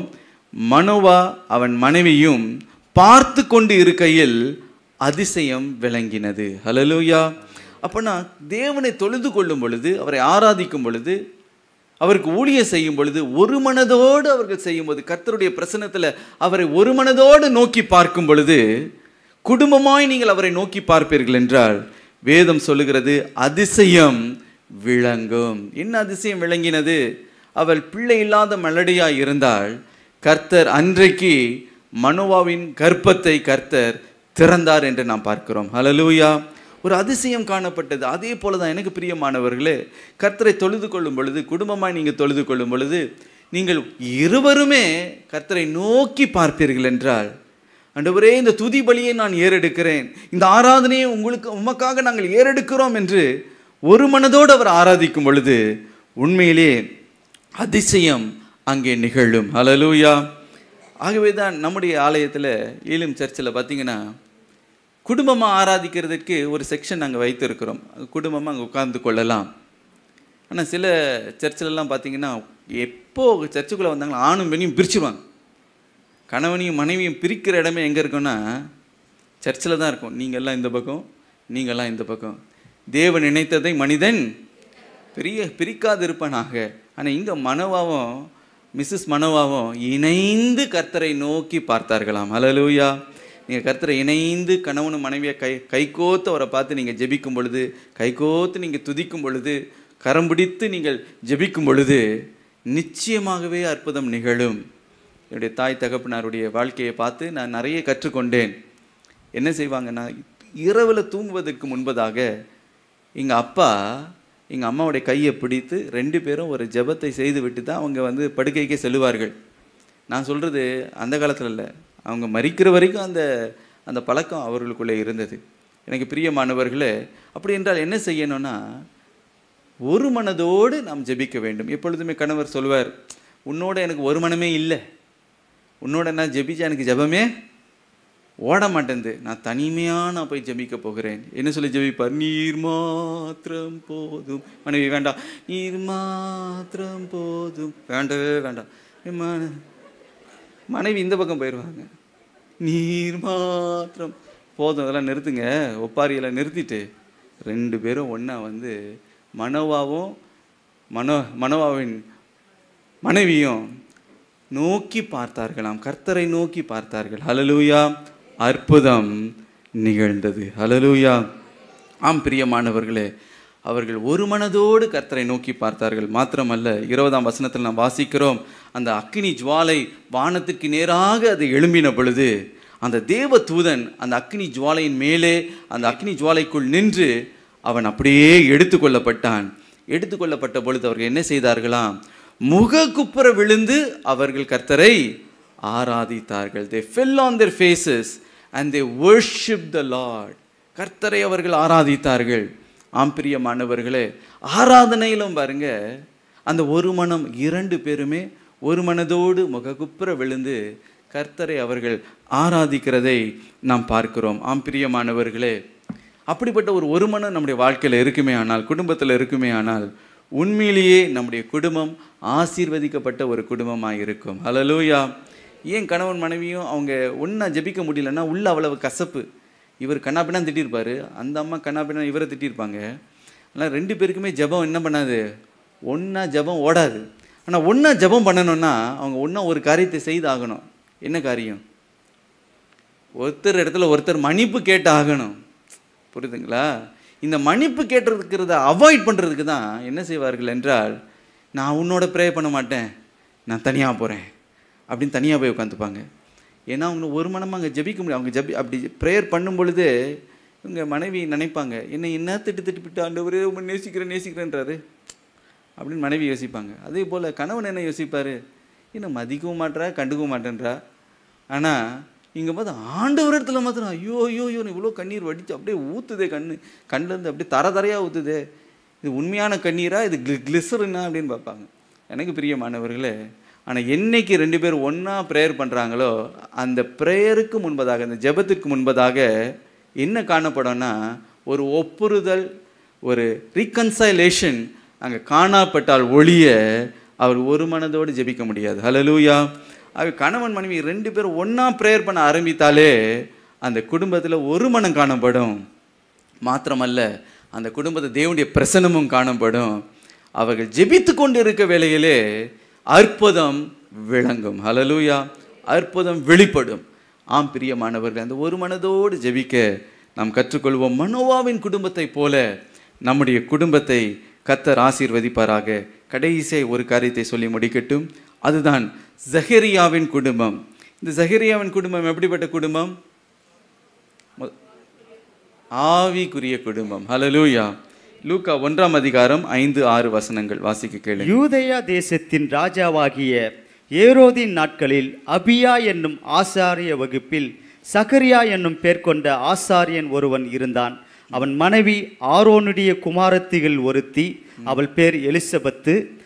அவர்கள் இருவரும் கத்தரிட்ட சகல கற்பனைகளின்படியேயும் நியமங்களின்படியேயும் குற்றமற்றவர்களாய் நடந்து தேவனுக்கு முன்பாக நீதி உள்ளவர்களாய் இருந்தார்கள். ஹல்லேலூயா! இங்கே ஒரு அருமையான ஒரு குடும்பத்தை பார்க்கிறோம், ஒரு முன்மாதிரியான ஒரு குடும்பத்தை பார்க்கிறோம். இது யாருடைய குடும்பம் என்றால் ஜெகரியாவுடைய குடும்பம். ஒரு ஆவிக்குரிய குடும்பம். வேதம் சொல்லுகிறது, முதலாவதாக தேவனுக்கு முன்பதாக நீதி உள்ளவர்களாய் இருந்தார்கள். மாத்திரமல்ல, கர்த்தருடைய சகல கற்பனைகளையும் நியமங்களையும் அவர்கள் கை கொண்டார்கள். மூன்றாவதாக தேவனுக்கு முன்பதாக நீதி உள்ளவர்களாக காணப்பட்டார்கள். ஹல்லேலூயா. பாருங்க, இப்படிப்பட்ட ஒரு அருமையான ஒரு அற்புதமான ஒரு குடும்பத்தை இங்கே நாம் பார்க்கிறோம். இப்படிப்பட்ட ஒரு குடும்பத்தை பார்ப்பது ரொம்ப அரிதான ஒரு காரியம். ஏன் அரிதான காரியம் என்றால், ஒன்று, கணவன் ரொம்ப ஸ்பிரிச்சுவலாக இருப்பார், அவர் ரொம்ப ஆவிக்குரிய காரியங்களில் ரொம்ப ஆழமாக இருப்பார். மனைவி மேலோட்டமாக இருப்பார்கள். இன்னும் சில குடும்பத்தில் பார்த்தீங்கன்னா மனைவி ரொம்ப ஆவிக்குரிய வாழ்க்கையில் ரொம்ப ஆழத்தில் அவங்க இருப்பாங்க, ஆனால் கணவர் ரொம்ப உலக பிரகாரமாக இருப்பார். ஆனால் சில குடும்பத்தில் தான் பார்த்தீங்கன்னா கணவனும் சரி மனைவியும் சரி ஆவிக்குரிய நிலையில் உயர்ந்த நிலையில் இருக்கிறது உண்மையிலேயே ஒரு அரிதான ஒரு காரியம், ஆச்சரியமான ஒரு காரியம். அப்படிப்பட்ட ஒரு காரியத்தை தான் இங்கே வேதத்தில் நாம் வாசிக்கிறோம். இந்த இரண்டு குடும்பத்தாரும், இதில் பார்த்தீங்கன்னா எலிசபெத்தும் ஜெகரியாவும் 2 பேருமே கர்த்தரை அவர்கள் ஆராதித்தார்கள். ஹல்லேலூயா. ஆவிக்குரிய நிலையில் அவர்கள் உயர்ந்து இருந்தார்கள் நாம் பார்க்கிறோம். நீதி உள்ளவர்களாய் இருந்தார், கற்பனைகளை நியமங்களை கைக்கொள்கிறவர்களாய் இருந்தார், கர்த்தருக்கு முன்பதாக நீதிமான்களாய் அவர்கள் இருந்தார்கள் என்று வேதம் சொல்லுகிறது. ஹல்லேலூயா. இப்படிப்பட்ட ஒரு ஆவிக்குரிய குடும்பமாக நம்முடைய குடும்பமும் மாறணும். ஹல்லேலூயா. இங்கே நாம் 2 காரியத்தை பார்க்கிறோம். இந்த குடும்பத்தில் ஆவினாலே நிரப்பப்பட்ட ஒரு குடும்பம், தேவனுடைய ஆவினாலே நடத்தப்பட்ட ஒரு குடும்பமாக இருந்தார்கள். 2 பேருமே முதலாவதாக ஆவினாலே நிரப்பப்பட்டிருந்தார்கள். செகரியாவுடைய மனைவி, நீங்கள் லூக்கா 1:41 வாசித்து பார்க்கும் பொழுது எலிசபெத் பரிசுத்த ஆவியினாலே நிரப்பப்பட்டாள் என்று வேதத்தில் நாம் வாசிக்கிறோம். அதே போல கணவனாகிய செகரியாவை குறித்து வாசித்து பாருங்கள். லூக்கா 1:27 செகரியா பரிசுத்த ஆவியினாலே நிரப்பப்பட்டு தீர்க்க தரிசனம் உரைத்தான். ஹல்லேலூயா. 2 பேருமே ஆவியினாலே நிரப்பப்பட்ட கணவன் மனைவியாக அவர்கள் இருந்தார்கள். எனக்கு பிரியமானவர்களே, லூக்கா 1:15 இந்த காரியத்தை நாம் வாசிக்கிறோம். ஆவினாலே நிரப்பப்பட்ட ஒரு குடும்பம். இன்றைக்கு நம்முடைய ஜெபம் என்னவா இருக்கணும்னு, ஆண்டவரே நான் மாத்திரம் உம்மை சேவிக்கிறது மாத்திரமல்ல, நான் மாத்திரம் ஆவினாலே நிரப்பப்பட்டு தீர்க்க தரிசனம் சொல்லுகிறது மாத்திரமல்ல, என் கணவனையும் நிரப்புங்க ஆண்டவரே, என் கணவனுக்குள்ளே சந்திங்கப்பா, அவரும் ரட்சிக்கப்படணும், அவர் உங்களுடைய ஆழங்களுக்குள்ளே வரணும், அதே போல் என் மனைவியை சந்திங்க ஆண்டவரே என்று நம்முடைய குடும்பத்திற்காக பாரத்தோடு ஜெபிக்கணும். ஹல்லேலூயா. இந்த குடும்பத்தை ஒரு ஆவிக்குரிய ஒரு குடும்பமாக கர்த்தர் நம்முடைய குடும்பங்களை மாற்ற வேண்டும் என்று அவர் விரும்புகிறார். இப்படி ஆவிக்குரிய ஒரு குடும்பமாக இருந்தால் அந்த குடும்பத்தில் என்ன ஆசீர்வாதம் காணப்படும் என்றால், தேவனுடைய வழி நடத்துதல், தேவனுடைய திட்டம், அவருடைய தீர்மானம் அந்த குடும்பத்தில் அது விளங்கும். 2வது பாருங்க, அவங்க என்ன சொல்லுகிறார்கள், அந்த இடத்துல ஒரு ஐக்கியம் காணப்பட்டது மாத்திரமல்ல, அங்கே தேவனுடைய வழி நடத்துதல். லூக்கா 1:15 நீங்கள் வாசித்து பார்க்கும்போது செகரியாவும் அவனுடைய மனைவியும் பாருங்க, அவர்கள் வயது எத்தனையோ வருஷமாகியும் அவர்களுக்கு பிள்ளை பாக்கியம் இல்லாத ஒரு சூழ்நிலையில் அவங்க இருக்கிறார்கள். அப்படி இருக்கும் பொழுது செகரியா கர்த்தரை அவன் ஆலயத்தில் சேவித்து கொண்டு இருக்கும் பொழுது ஒரு தரிசனத்தை அவன் காண்கிறான். அந்த தரிசனத்தில் கேப்ரியேல் என்று சொல்லப்படுகிற தூதன் இந்த செகரியாவுக்கு வெளிப்பட்டு அவன் சொல்லுகிறான், நீ ஒரு பிள்ளையை நீ பெற்று எடுக்க போகிறாய், அவன் யோவான் ஸ்தானகன், அவனுடைய பெயர் யோவான் என்று. இந்த காரியத்தை எல்லாம் இந்த செகரியாவுக்கு சொன்ன பொழுது செகரியாவுக்கு ஒரே ஆச்சரியம். அந்த தூதனை பார்த்து ஒரு காரியத்தை அவன் சொல்லுகிறான், ஐயா, நான் ஒரு கிழவன், எனக்கு வயதாகி போயிற்று, என்னுடைய மனைவி அவள் வயது சென்றவள், இந்த வயதான காலத்தில் நாங்கள் ஒரு பிள்ளையை நாங்கள் பெற்றெடுக்க போகிறோமா என்று ஒரு கேள்வியை கேட்கிறார். அப்பொழுது அந்த தூதன் இந்த செகரியா ஆசாரியனை பார்த்து ஒரு காரியத்தை அவன் சொல்லுகிறான், நான் சொன்ன வார்த்தையை நீ சந்தேகப்பட்டபடியினாலே நிறைவேறுகிற ஒரு காலம் வரும், அந்த ஏற்ற சமயத்தில் நான் சொன்ன வார்த்தைகள் ஒன்றும் விழுந்து போகாமல் அப்படியே நிறைவேறும் பொழுது நீ ஆச்சரியப்படுவாய், ஆனால் அந்த நிறைவேறுகிற அந்த காலம் வருகிற மட்டும் நீ ஊமையனாய் இருப்பாய், நீ பேச மாட்டாய் என்று ஒரு வார்த்தையை அவன் சொல்லுகிறான். உடனே என்ன ஆகிறது என்றால், நல்ல பேசிக்கொண்டிருந்த அந்த செகரியாவுடைய நாவு ஊமையான ஒரு நாவாய் மாறிவிட்டது. அதுக்கு மேலே அவனால் பேச முடியலை, ஒரு வார்த்தையும் பேச முடியலை. பாருங்க, காலம் கடந்து போனது. அவனுடைய மனைவியாகி எலிசபெத் கர்ப்பம் தரித்தாள். இப்பொழுது அருமையான ஒரு பிள்ளை பிறந்தாயிற்று. இப்போது அந்த பிள்ளைக்கு செய்ய வேண்டிய அந்த மோசையின் கற்பனைகள் பிரகாரம் காரியங்களை செய்யணும். அவனுக்கு பேர் வைக்கிற ஒரு நேரம் வந்துட்டு. அப்போது எல்லாரும் கேட்குறாங்க, இந்த பிள்ளைக்கு என்ன பேர் வைக்கலாம்? அப்போ கர்த்தர் எலிசபெத்துக்கு அந்த பிள்ளைக்கு என்ன பேர் வைக்கணும் என்பதை ஏற்கனவே வெளிப்படுத்திட்டார். என்ன வெளிப்படுத்தினார்னா, அவனுடைய பேர் யோவானா இருக்கும். ஏற்கனவே தூதன் நம்ம செகரியா கணவனுக்கு ஏற்கனவே அவர் வெளிப்படுத்தினார். இவன் பெரியவனாக இருப்பான், கர்த்தருக்கு வழியை உண்டு பண்ணுவான், பலருடைய இருதயத்தை கர்த்தரிடத்தில் திருப்புகிற ஒரு ஊழியக்காரனாய் அவன் விளங்குவான், எல்லா தீர்க்க தரிசனத்தையும் சொன்னார். ஆனால் ஊமையாக இருந்ததுனால என்ன பேருன்னு அவருக்கு வரலை. ஆகவே இப்போ பேர் வைக்கிற நேரம் வந்தபோது இந்த எலிசபெத் சொல்லுகிறாள், கர்த்தர் எனக்கு வெளிப்படுத்தினார், அந்த பேர் யோவானா இருக்கும். இப்போ எல்லாம் உற்றார் உறவினர்கள் எல்லாம் எலிசபெத்தை பார்த்து ஒரு கேள்வி கேட்குறாங்க, எம்மா நம்முடைய குடும்பத்தில் நம்முடைய கோத்திரத்தில் ஒரு நாளும் யாருக்கும் யோவான்னு பேர் வச்சதே கிடையாது, நீ திடீர்னு யோவான்னு சொல்கிறியம்மா, ஒன்று பண்ணுவோம், உங்கள் கணவன் இடத்துல போய் நம்ம கேட்போம்.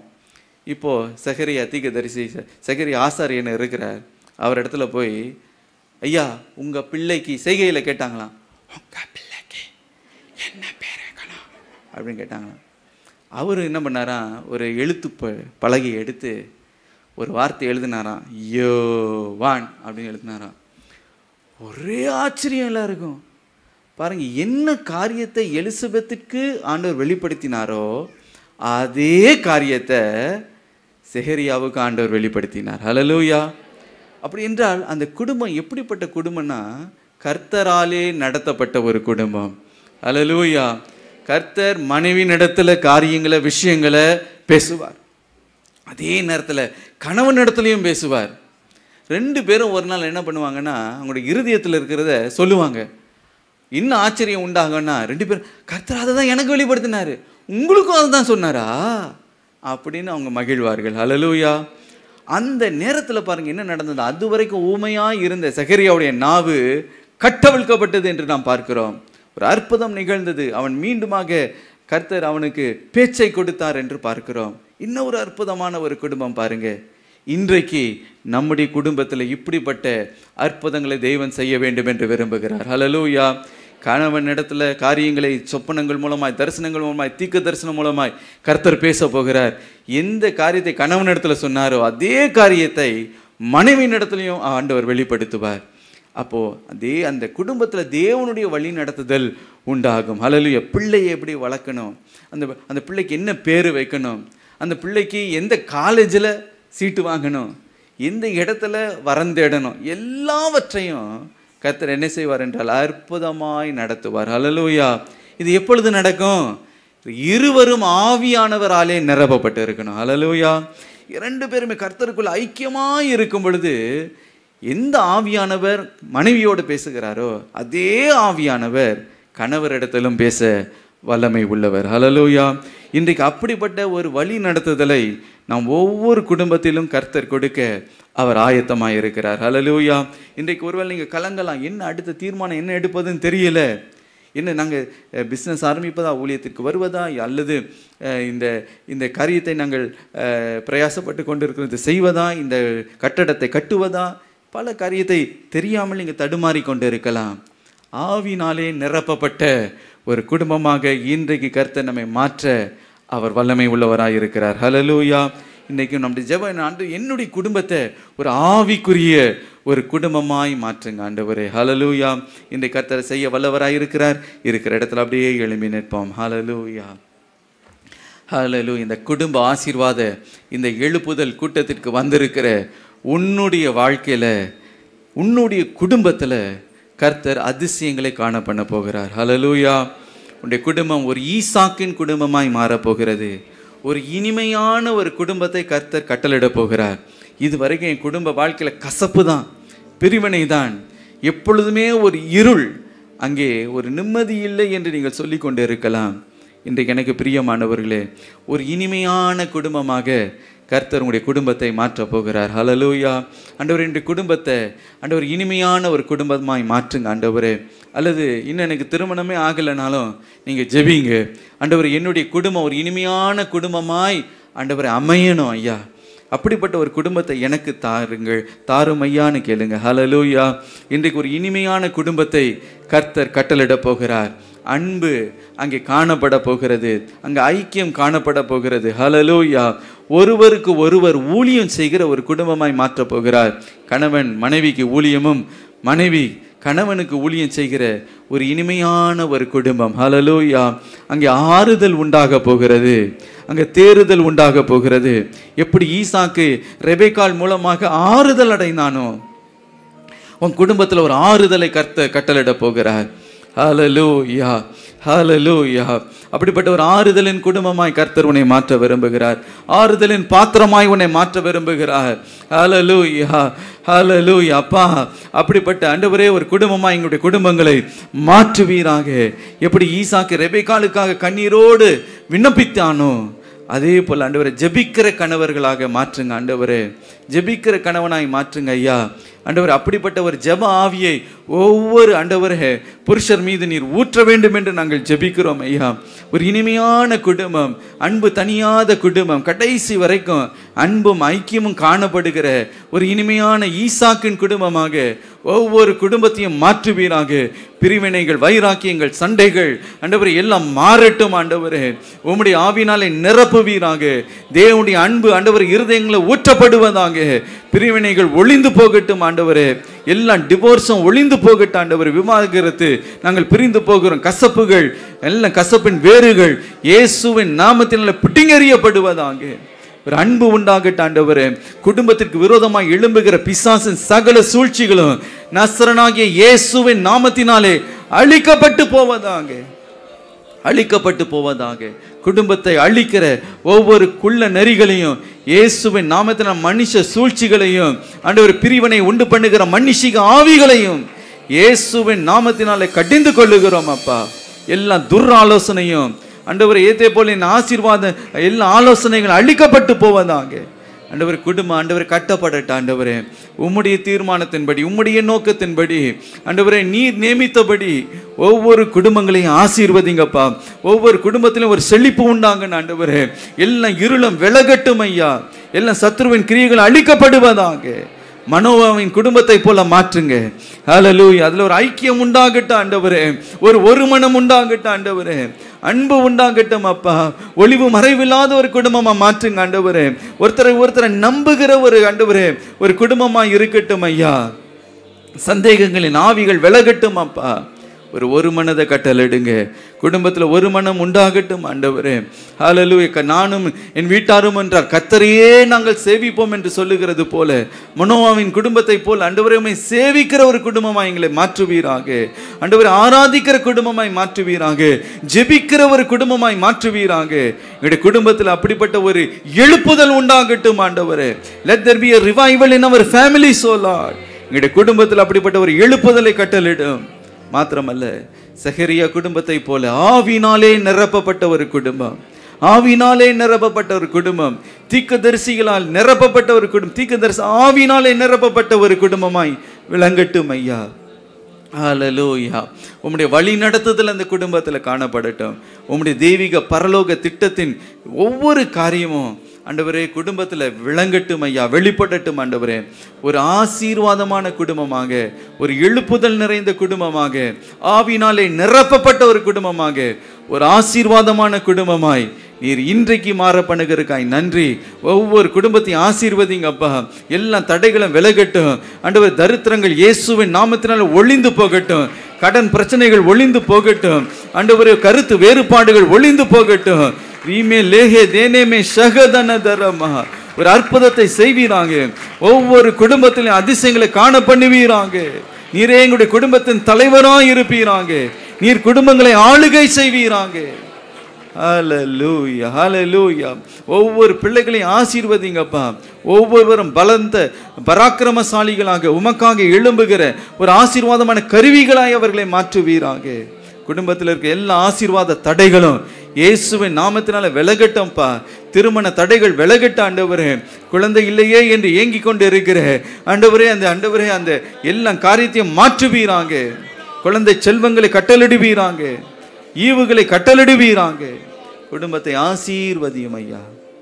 இன்றைக்கு நீர் அப்படியே செய்கிறக்காய் நன்றி. என் குடும்பங்கள் மத்தியில் நீர் உலாவுகிற தேவனாய் இருப்பீராக. மகிழ்ச்சி உண்டாயிருப்பதாக. இயேசு கிறிஸ்துவின் மூலம் ஜெபிக்கிற நல்ல பிதாவே. ஆமேன், ஆமேன், ஆமேன்.